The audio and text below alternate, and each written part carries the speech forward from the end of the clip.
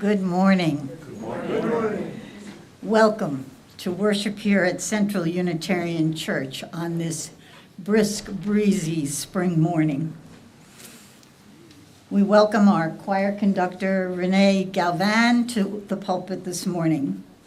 I am Susan Springstead, a longtime member, always honored to be serving you as worship associate and sometimes as part of the choir on Sunday mornings here in Westwood, New Jersey. René. We gather here today on the property that was once the ancestral homeland of Lenni Lenape peoples. We arrive on a road whose name, Kinderkamak, was taken from their language and meant, now appropriately, place of ceremonial dance and worship. We are an inclusive community, welcoming all ages, embracing a rich diversity of individual identity, personal expression, and spiritual belief. We come together each Sunday, looking for inspiration, daring to find hope, and trusting in the renewal of our spirit in this community of like-hearted individuals. If you are visiting this morning, please find one of our welcome hosts. They're the people who handed you your program as you came in. And see them after the service. And if you are visiting online, please look for the chat at the bottom of the page and sign our guest book. I have 4 announcements this morning, and while I'm doing that, will you take time to silence your cell phones or any other electronic devices? First, Pastoral Care has set up a meal train to support Denise Adams, who is recovering from shoulder surgery. We have done very well. 6 people have participated, but I see no names for this week. So you can go online and sign up for this or call Maxiel in the office, because it is important that we continue this service. Second,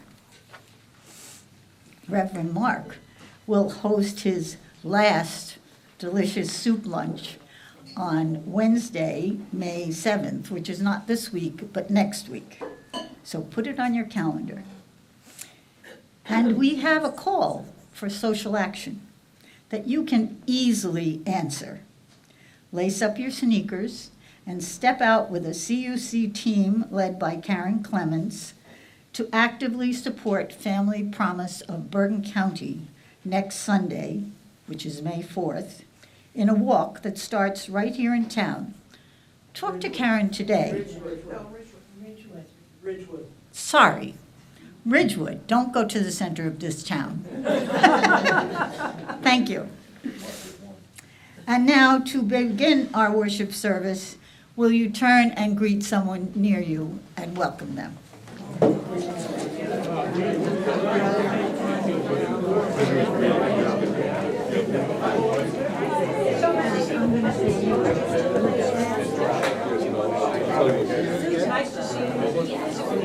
Oh, I have one more announcement.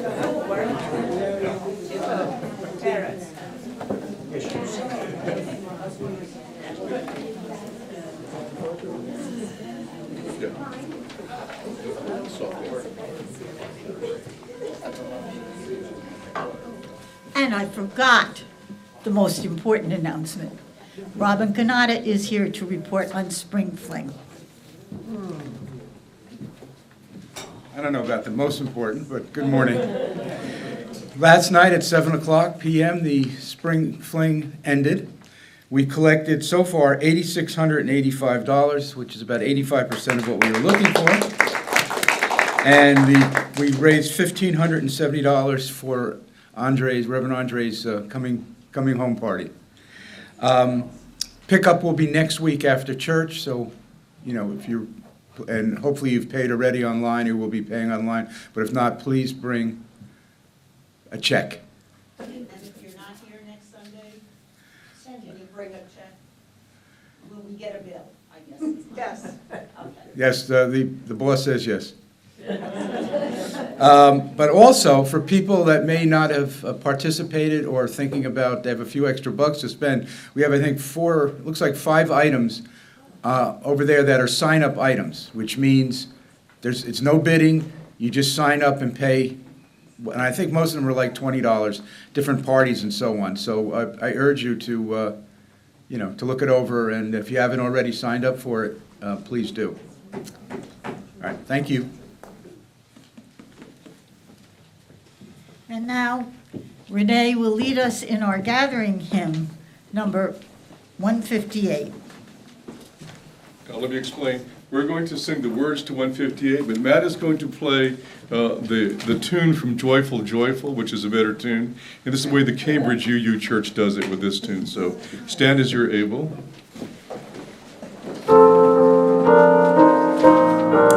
Two verses. Praise the source of faith and learning that has sparked and stoked the mind with a passion for discerning how the world has been designed. Let the sense of wonder flowing from the wonders we survey keep our faith forever growing and renew our need to pray. Source of wisdom we acknowledge that our science and our art and the breadth of human knowledge only partial truth impart. Far beyond our calculations lies a depth we cannot sound, where the purpose for creation and the pulse of life are found. That works.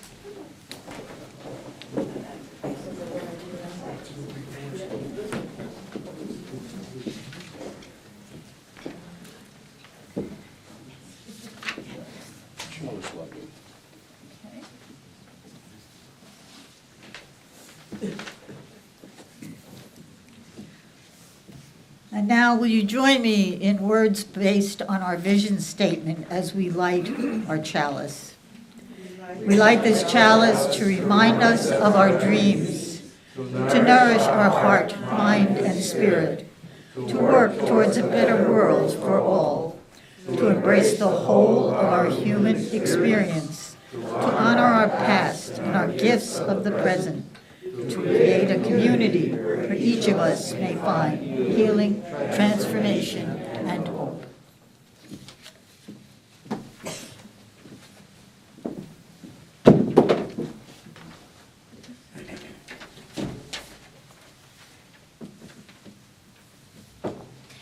Good morning. Good morning. Would love to read you That Book Woman by Heather Henson.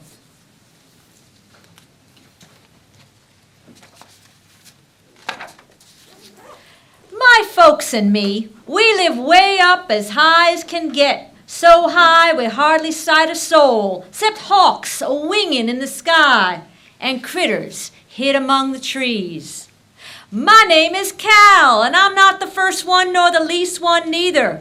But I am the oldest boy, and I can help Pap with the plowing, and I can fetch the sheep when they take a wander. And I can bring the cow home, too, come evening time, which is right handy, seeing as how my sister Lark would keep her nose atwixt the pages of a book, daybreak to dusky dark. If Mama would allow, the readin'est child you ever did see. That's what Pap says. Not me. I was not born to sit so stony still, a-staring at some chicken scratch. And I do not fancy it one bit when Lark plays teacher, the only school a jillion miles back down the creek.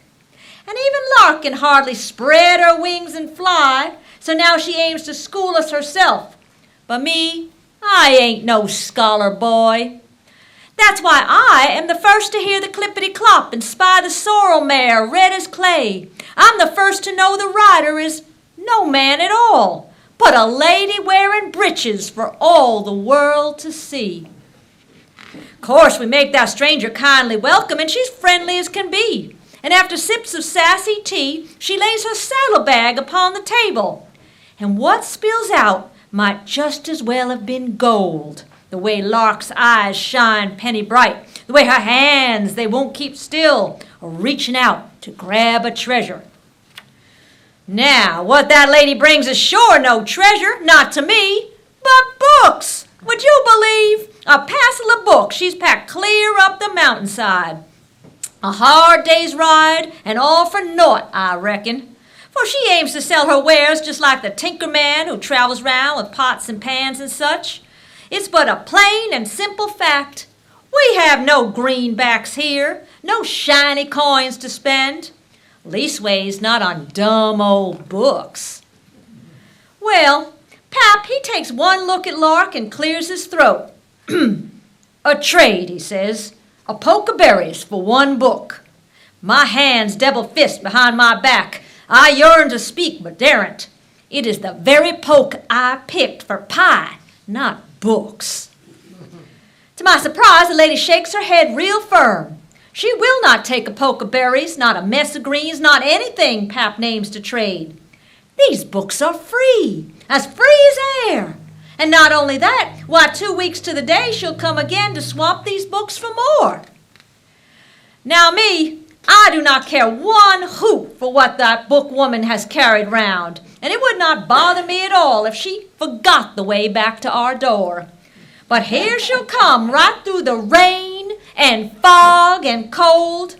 That horse of hers sure must be brave, I reckon. Now comes on a time the world turns white as Grandpap's beard. The wind it shrieks like bobcats do deep inside the dark of night. So here we sit tucked around the fire, no thoughts to howdy-doos that day. Why, even critters of the wild will keep a hid come snow like this. But sakes alive, we hear a tap, tap, tap upon the window glass, and there she be, wrapped up tip to toe. She makes her trade right through the crack to keep us folks from catching cold. And when Pap bids her stay the night, she only shakes her head. My horse will see me home, she says. Well, I stand a spell to watch that bookwoman disappear, and my thoughts, they go a-swirling round inside my head, just like the whirly flakes outside our door. It's not the horse alone that's brave, I reckon, but the rider, too. And all at once, I yearn to know what makes that bookwoman risk catching cold, or worse. I pick a book with words and pictures, too, and I hold it out. Teach me what it says. And Lark, she does not laugh or even tease, but makes a place and quiet like we start to read. Pap says it's written in the signs how long or short the winter stays. This year the signs they all foretold of deepest snow, of cold eternal. And even though most days were tight as toes, pinched into boughten shoes, I do not mind. A puzzlement, I know, but it's true. It's nigh on spring before that bookwoman can stop the visitor spell. And Mama makes a gift, the only precious thing she can, her recipe for berry pie, which is the best grub earthly. Not much I know for all your trouble, Mama says. And then her voice goes low with pride. And for making 2 readers out of 1. I duck my head and wait until the very last to speak my mind. Wish there was something I could gift you too. That bookwoman turns to me with big dark eyes. Come here, Cal, she says real gentle, and I come close. Read me something. I open up that book I'm holding, a new one brought this very day. Just chicken scratch I used to figure, but now I see what's truly there, and I read a little out. That's gift enough, she says, and smiles so big, it makes me smile right back. The end.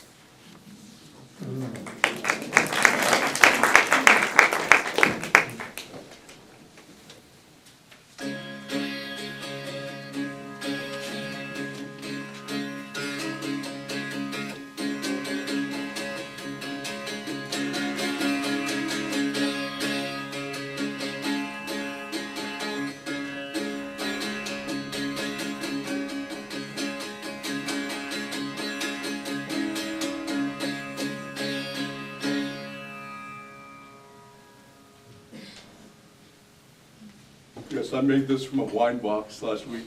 How was the wine? It sounds good. Here at CUC, we are not alone. We've built our lives on shared commitments, giving and receiving from each other. Here we intentionally practice shared living, taking time to remind ourselves of our interdependence rather than our independence. One way we do this is to share in the support of our congregational finances. We pause each week to participate in this particular form of sharing, each of us giving what we can when we can to advance the mission and the vision of our congregation. This offering will now be gratefully received.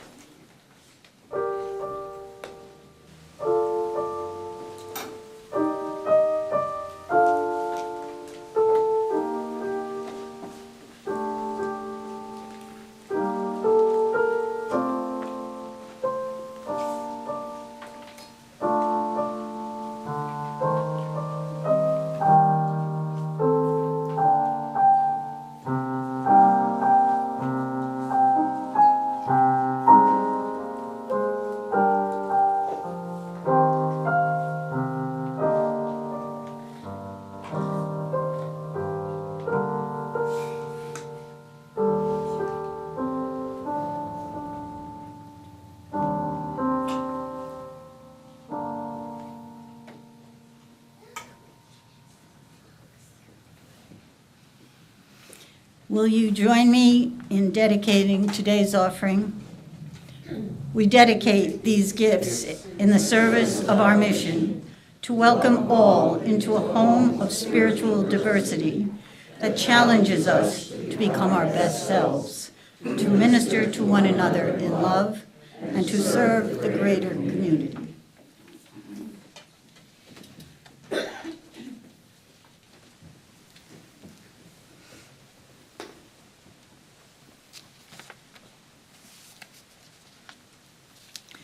The first reading this morning is taken from Cosmos by Carl Sagan, Part 11, The Persistence of Memory. What an astonishing thing a book is. It's a flat object made from a tree with flexible parts on which are imprinted lots of funny dark squiggles.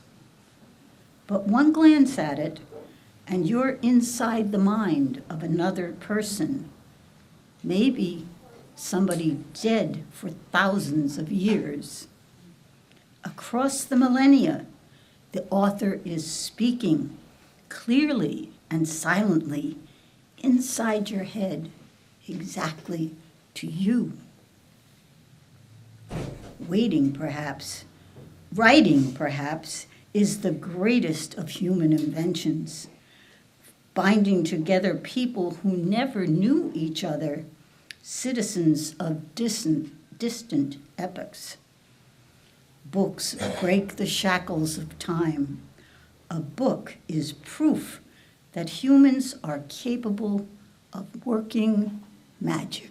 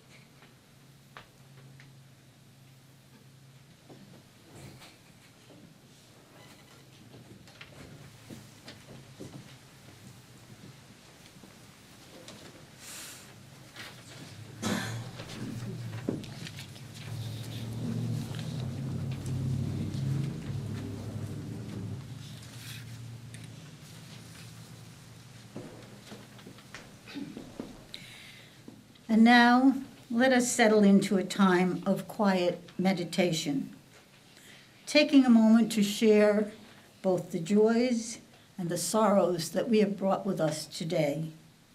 We do this each week as a way of sharing with each other and our world. If you are online, you may do this in the chat box on your screen. Anyone who is here this morning may have lit a candle and submitted a joy or sorrow, and I have 2 to read. We will also offer a moment for those here to share out loud names of those you are holding in your heart today. So let us quiet ourselves, that we may enter into a holy space of listening, breathing in a breath of life, breathing out a breath of peace. We hold both the joys and the sorrows, spoken and unspoken, in our hearts as we enter into a moment of silence.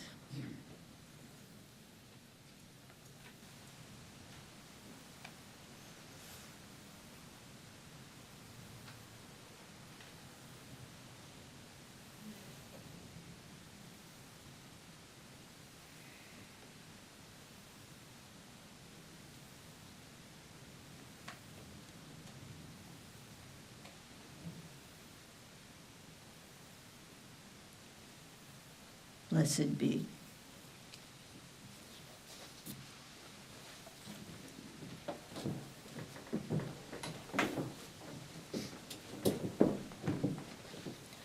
From Diego de Landa, Yucatan before and after the conquest.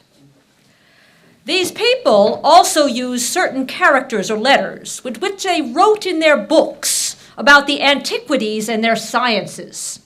With these and with figures and certain signs in the figures, they understood their matters, made them known, and taught them. We found a great number of books in these letters, and since they contain nothing but superstitions and falsehoods of the devil, we burned them all, which they took most grievously and which gave them great pain.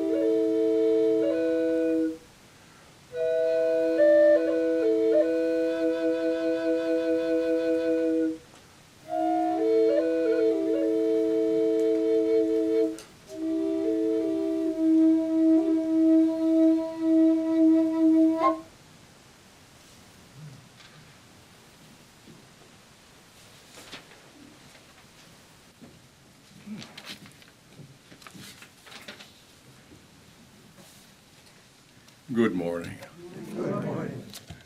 And now, ex libris, the power and danger of books. My life has always been filled with books. I was born into my father's world of blackboards and chalk, bibliographies and dictionaries.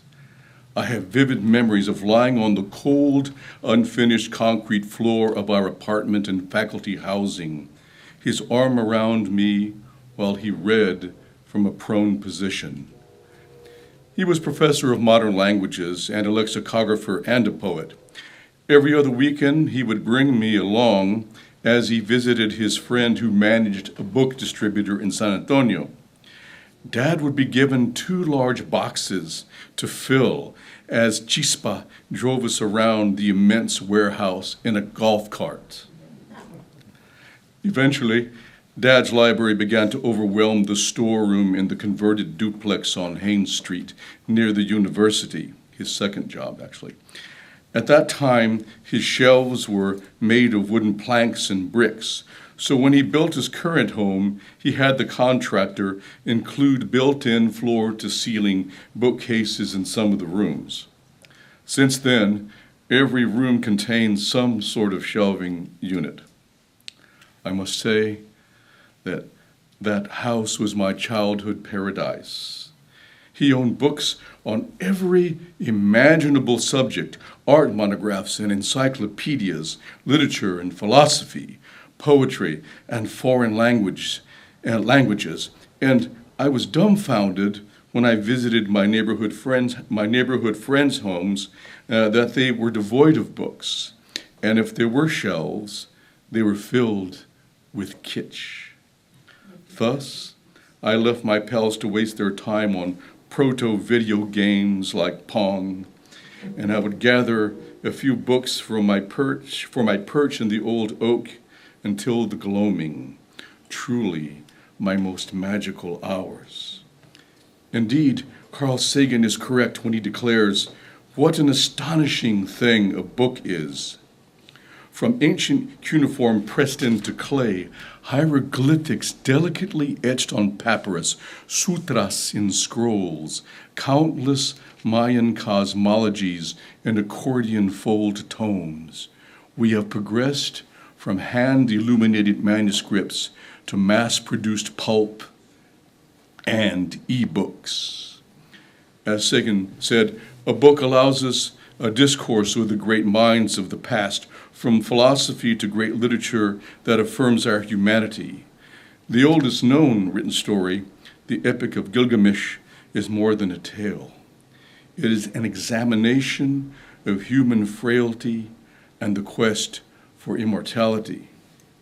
The Epic of Gilgamesh started out as a series of Sumerian poems and tales dating back to 2100 BC, but the most complete version was written around the 12th century BC by the Babylonians.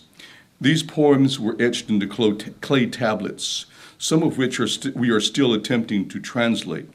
Many such artifacts were looted during the Gulf War, and such a loss recalls the fire set at the Great Library of Alexandria, which was established between 285 and 246 BC. The collection grew to roughly 100,000 books, and during Caesar's invasion, he started the fire, Julius Caesar, about 40,000 were lost at that point. These histories, real and fictional, illustrate our collective love of books as entities in themselves. We heard earlier our dear friend Heather Henson's book for young people, That Bookwoman, read by Holly. It is about the Pack Horse Library Initiative, which sent librarians deep into Appalachia, which was one of the New Deal's most unique plans. The project, as implemented by the Works Progress Administration, distributed reading material to the people who lived in the craggy 10,000 square mile portion of eastern Kentucky. Eleanor Roosevelt was a big supporter of the program. Holly took the book as the basis for a full-length play, which received a production at the famous Pioneer Playhouse this past summer in Kentucky. The last two slides you saw after the story were photos from that production. Another project of the Works Progress Administration via the Federal Theater Project was the adaptation and production of Sinclair Lewis's dystopian novel, It Can't Happen Here, into a play which premiered in 1936 in 21 productions and in 17 states across the country. The novel and the play depict a U.S. dictator modeled after Hitler. As soon as the Republicans regained power, the program was discontinued, of course. By 1936, MGM had a completed script for a movie version, but the project, which included Lionel Barrymore and Basil Rathbone, was scrapped for different reasons. But it was Joseph Breen, the head of the Production Code Administration, who determined that the script was too anti-fascist and so filled with dangerous material. Even so, Charlie Chaplin borrowed some of the elements for his 1940 film, The Great Dictator, which you're probably familiar with. Now, Holly and I have been married for 33 years now, right? 34, she says.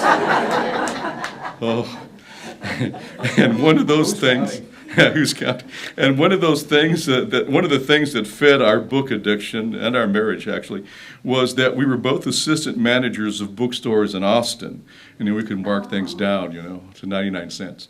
I ran European American books, and she an independent shop named Book People.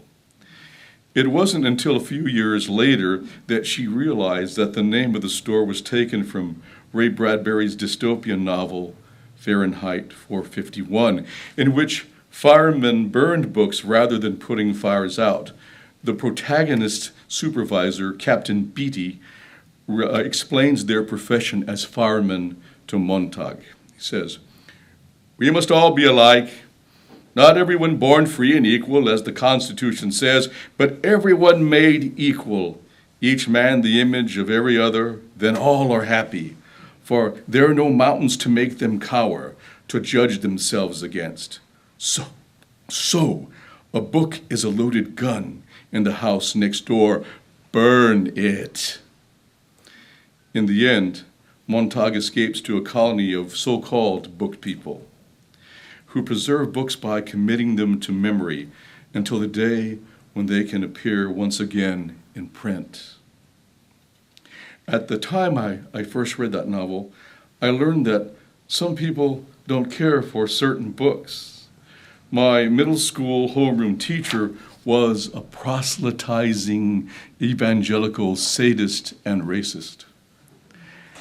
If I finished my written work early, I would write poems in my journal or do some other reading. Of course, when she saw me, she would confiscate my materials and scold me.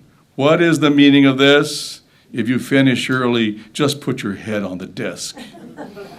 When I objected, it cost me 3 licks. You know what I mean, right? At the end of the term, I stole my book back and her paddle, with a fantasy of someday repaying her in kind. I still have the book, The Philosophy of Nietzsche. 11 years old, right? The fear of books is nothing new. The playwright and novel Nobel laureate Wole Soyinka asserts that books and all forms of writing have always been objects of terror to those who seek to suppress truth. Indeed, as soon as the Gutenberg Bible was published in the 1450s, other books followed, and so did censorship.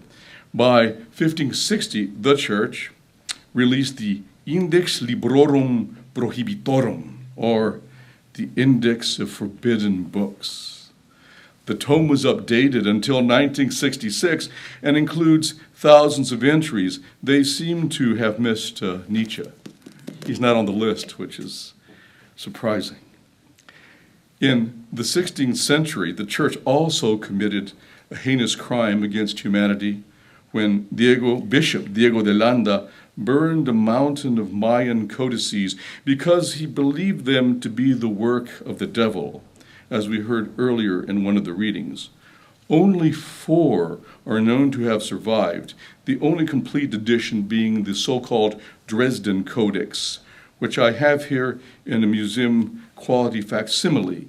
The tome is an almanac which recounts the Great Flood, just like the one in the aforementioned Epic of Gilgamesh. It also protects solar and lunar eclipses. And I did open to the panel that shows the Great Flood. And these were like Chinese books. They were accordion books and many feet long. So this comes in 2 volumes. And currently it is displayed on the other side in Dresden, in Germany, behind the manuscript of Bach's B minor Mass. So they're both there together, which is, I think, rather poignant. I'll put this out later. And this was a gift from my wife, handmade in Madrid, for Christmas this year. It's marvelous. So, perhaps we'll find more of these in caves, as we did the Gnostic Gospels, which were found at Nag Hammadi in 1945. Scholars speculate that these works were buried in response to a letter from Bishop Athanasius declaring a strict canon of Christian scriptures. They're thus considered extra-canonical and have been dated to about 60 A.D., written in Coptic language text, and are a collection of sayings rather than of biographical material. We probably know the reason why these authentic leaves were feared. The poet Heinrich Heine wrote, "Those who burn books will in the end burn people." Indeed, Yeshua, in those apocryphal Gospels, was executed for the things he said by the conservative faction in his culture. Later, in the 16th century, Giordano Bruno was burned at the stake for his writings, in which he asserted that the stars in the night sky were actually other suns, and that worlds revolved around them and had beings living there. Galileo watched the procession from his window in the year 1600. And of course, he recanted. Heine, though, may have been referring to the 1817 festival in Wartburg, where nationalistic pro-unity speeches were given by students and academics, and the books whose authors antagonized German reunification were burned. We are more familiar with the book burning led by Nazi propaganda minister Joseph Goebbels in 1933, where he and German students burned books which were deemed enemies of the German spirit, including, of all people, Mark Twain. And here we are again. Not only did we have a book burning in Tennessee last year, but recently, Defense Secretary Pete Hegseth ordered 400 books to be removed from the military academy libraries, including those on the Holocaust, histories of feminism, civil rights, and racism. Maya Angelou's "I Know Why the Caged Bird Sings" was especially targeted. As you may recall, she recited her luminous poem on the pulse of morning at President Clinton's inauguration. They did manage to keep Hitler's Mein Kampf on the shelves, however. Florida has by far the highest number of book bans in the country, with approximately 4,500 books across the state, banned across the state. The governor is the leading proponent of banning books that don't fit his agenda and that of his ilk. We have seen the pictures of hundreds of books left out on the curbs of Florida universities. Historians have asserted that book bans are an early sign of authoritarianism, such as we saw in Nazi Germany and with Mussolini and the Soviet Union and communist China. Just this month, a Russian court sentenced the 19-year-old poet Daria Kozyeveva to a 3-year prison sentence for pasting, a poem by Taras Shevchenko, a poet and thinker who was widely revered in Ukraine, to a statue of that poet standing in St. Petersburg. It is against the law there to speak up against the war. They passed a law.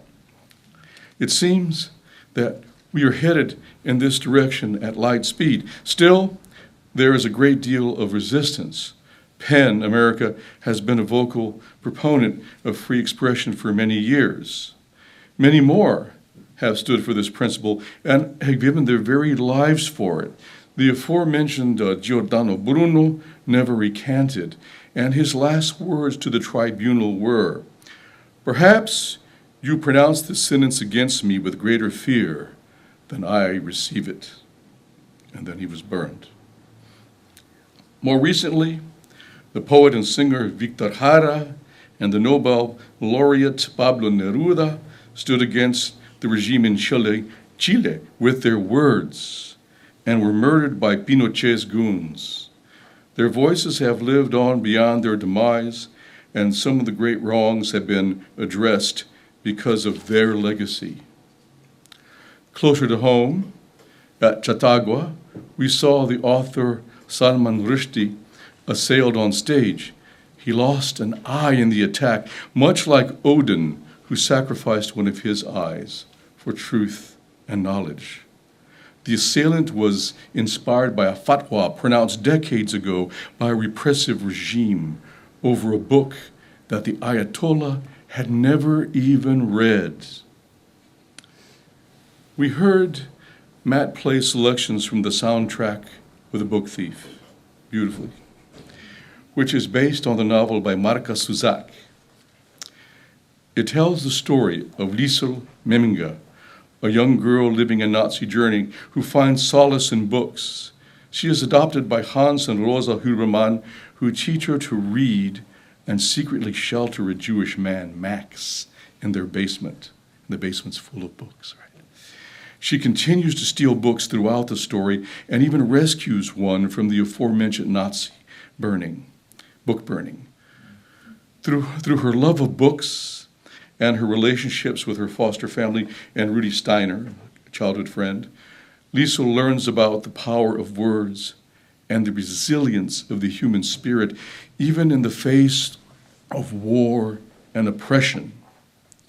And so, we must resist all those who would foster an environment of ignorance and fear.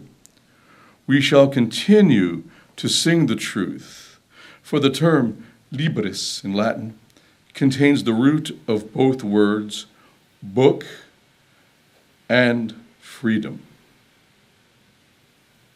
And so it is with us.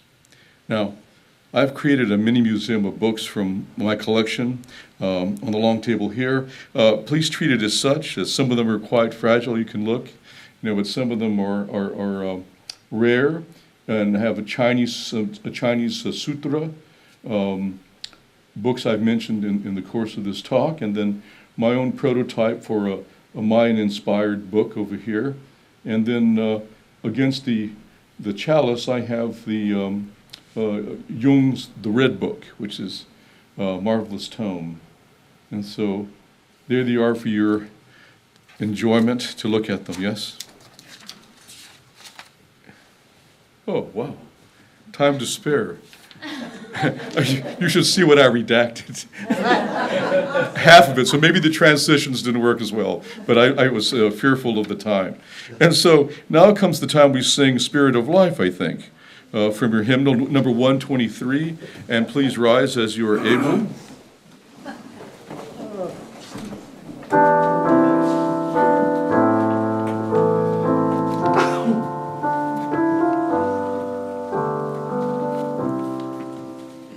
Spirit of life, come unto me, sing in my heart all the stirrings of compassion, blow in the wind, rise in the sea, move in in the hand, giving life the shape of justice.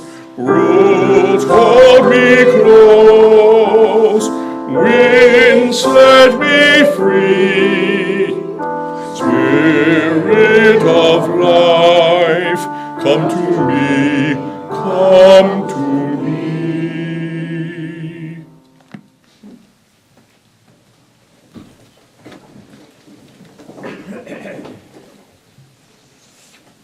I'm sure you're glad you came this morning. And now, we are a covenantal community.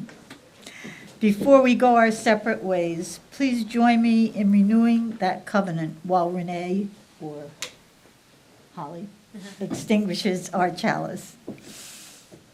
We extinguish this chalice flame, but not our promise to each other, to act with grace, to hold each other in love, to serve this community and our world.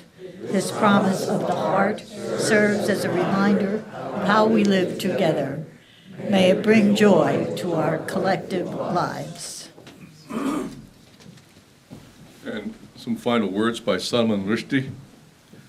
A poem cannot stop a bullet. A novel cannot defuse a bomb. But we are not helpless. We can sing the truth and name the liars.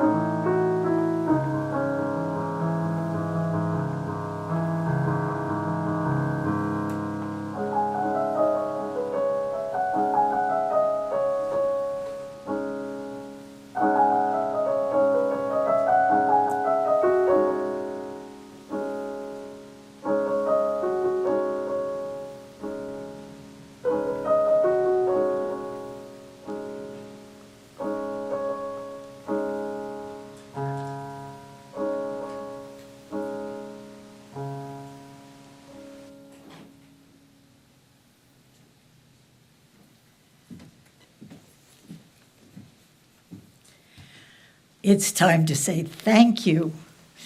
Thank you, Matt, for once again offering us uplifting and beautiful music. Thank you, René and Holly, for your wonderful readings and words to ponder. Thank you, Phil and John, for the tech support we always take for granted. And thank you for those who, seeing there was no coffee, made coffee.